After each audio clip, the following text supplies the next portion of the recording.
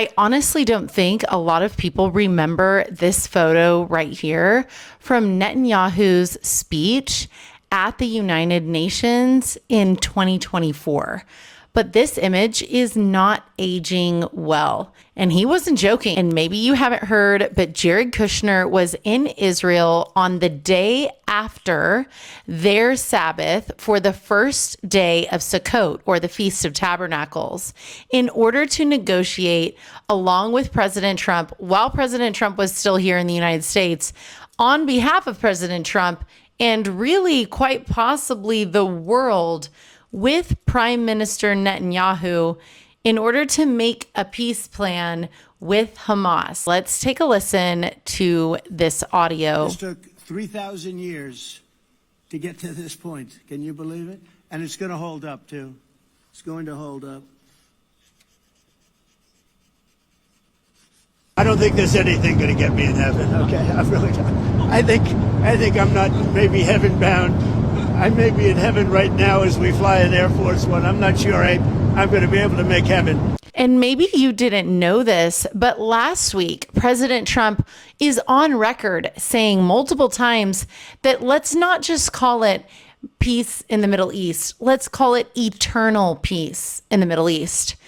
If you are a Christian or you study eschatology or end times prophecy, these comments from President Trump are definitely raising some concerns. And let me just point out the obvious. There are a few people missing from all of this conversation about eternal peace, and it's these guys. Let's not forget the massive show of force and solidarity that they all put on display for the whole world to see not long ago. These three right here are going to quite possibly end up agreeing to this peace plan because, of course, the whole world is involved, President Trump said. But are they going to honor it all the way through the agreement? I'm going to read to you guys a few Bible verses, and these Bible verses are thousands of years old, and they refer to a peace plan that's made and then broken. I'm not going to say that this plan that's being put in place is this plan that I'm reading about here in just a minute, but I'm asking you to consider, could it be the plan spoken of by the prophet Daniel? Let's listen to a few verses. Daniel 9:27, and he shall make a strong covenant with many for 1 week. That means 7 years, by the way. And for half of the week, he shall put an end to sacrifice and offering.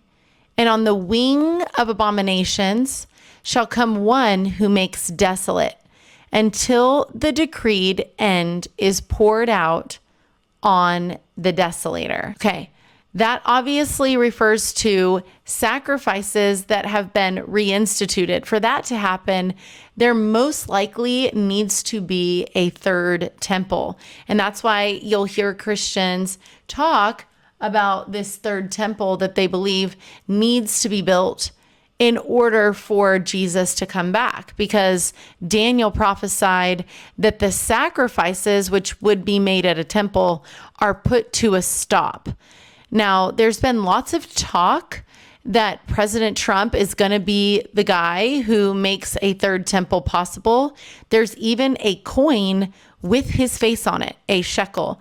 And it's because they genuinely believe that he's going to make that temple possible. Daniel 8:25, by his cunning he shall make deceit proper under his hand, and in his own mind he shall become great. Without warning he shall destroy many, and he shall even rise up against the prince of princes, and he shall be broken, but by no human hand. Daniel 11 verse 21 says, in his place shall arise a contemptible person to whom royal majesty has not been given. He shall come in without warning and obtain the kingdom by flatteries. That's pretty interesting. Daniel 11:23. And from the time that an alliance is made with him, he shall act deceitfully, and he shall become strong with a small people. This is talking about somebody who makes an alliance and then becomes incredibly strong with a small group of people. That's pretty interesting right there. Considering the size of the nation of Israel, it's relatively small on the global scale. In 1 Thessalonians chapter 5, verse 3, it says, while people are saying there is peace and security, then sudden destruction will come upon them as labor pains come upon a pregnant woman, and they will not escape.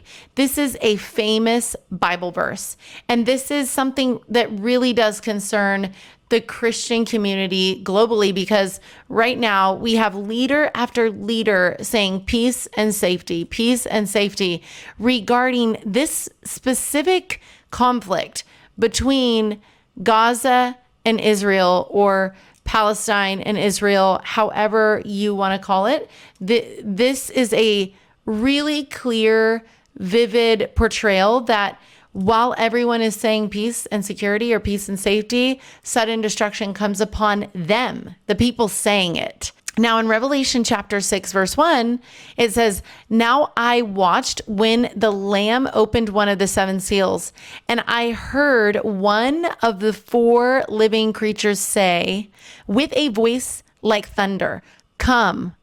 And I looked, and behold, a white horse, and its rider had a bow, and a crown was given to him.